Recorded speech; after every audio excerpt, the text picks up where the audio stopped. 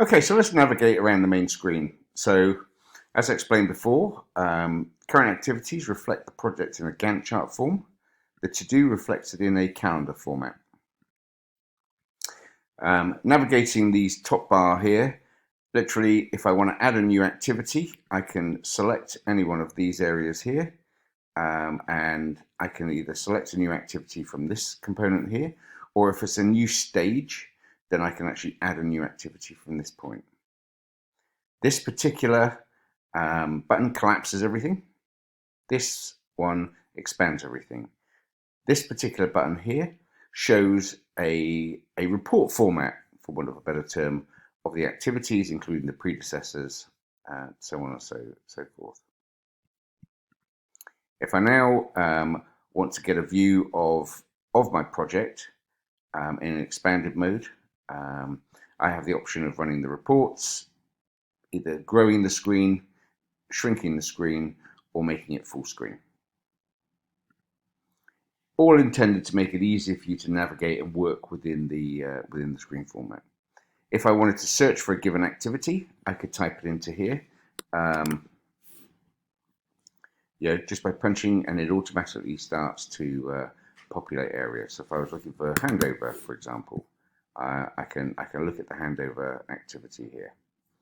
All the activities within that handover section would also show up here if I so selected it. I'll just get rid of that. Now back onto the main screen. So now I've expanded it. So looking into this main window, you'll notice that this particular activity here is green. Why is it green? It's because the activity is started, it's within budget, and it's within the schedule. There are 3 stages here, or 4 stages including blue. Green, it's on track. Amber or yellow, it's at risk. Red, it is stalled and will require your intervention. And blue, it is complete. Dependencies can be set, the 4 main dependencies, so the start to finish, the finish to start, the start to start, and the finish to finish can all be set up here. As an example of that, I will just show you on these components here, where I will select the start to starts on these. You're able then subsequently to further connect. I'll connect from there. Let me try that again.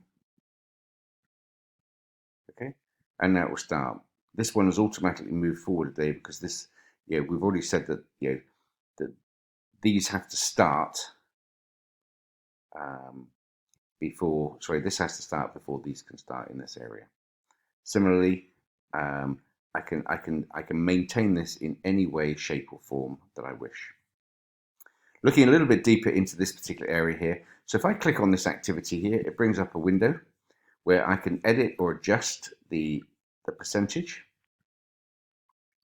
I've got my budget in here. I also have switched on the payment due on completion, which means that once this hits 100%, it will prompt you to raise an invoice.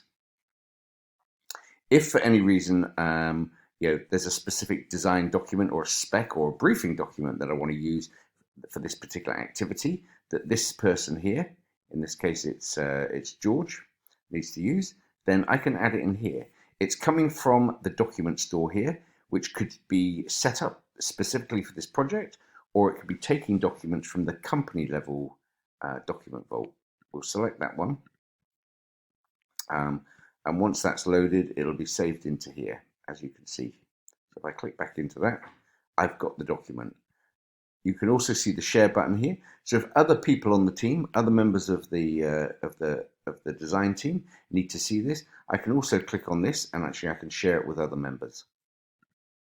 The idea is that with having documents stored in here means that there's no more I missed the email, I didn't get the email, I'm working off an old revision, because you can maintain the revisions in your document store and the latest revision will always be stored here. So with that said, that's the simple way to navigate, simple way to schedule things. As I say, if you want to add another activity under here, I can click on this very simply, select the add button, and then I can give it a give it a description. And now I've got a fourth one coming up in here. So, which again, I can actually set as a, with the dependency on here. And ultimately, I can then utilize this to start a future activity. That's pretty much in terms of the sort of main navigation. On the left-hand side, if I collapse everything here and I want to add a new activity, I can actually call it, let's call it maintenance, and I can create it. And that particular activity will then subsequently show up at the bottom of my project plan here. And then, of course, I can add to it. The next series will dig into working in more detail with each of the activities, the sub-activities, and how to navigate and make certain changes to those.